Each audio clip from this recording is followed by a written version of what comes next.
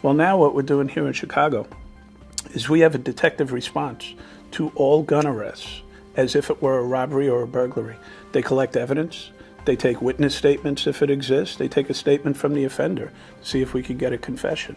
And at the end of the day, the number of convictions that we're getting is going way up, certainly in the beginning stages when we go for our probable cause hearings. 2 months ago, I went to Washington, D.C., and there was about 30 jurisdictions that were represented from across the country, generally large jurisdictions, who were all experiencing significant upticks in violence this year and trying to put our finger on what was going on. I think we came up with basically two things: repeat offenders, right, and lax laws that are not keeping those repeat offenders from being out on the street to commit more violent crime. And, you know, I have a sense, and I don't have empirical data to back this up, but I have a sense that this might be the result of, there's a big movement against incarceration in the country these days.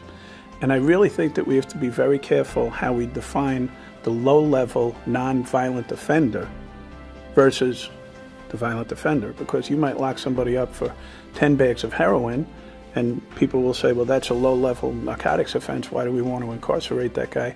Well, maybe he did 10 years for murder and has done 2 previous shootings. So he might be the right guy to get off the street. But at the end of the day, we have to really hash this out, and different parts of the country have different arguments and thoughts as far as gun violence and guns. Some people think that everybody needs more guns all the time. I endorse the Second Amendment, but this is about illegal guns and how those guns get into criminals' hands and kill people. And at the end of the day, we have an obligation as leadership in policing to do something about it. And we can't just say that more guns is the answer, because we're seizing more guns than anybody else in the country.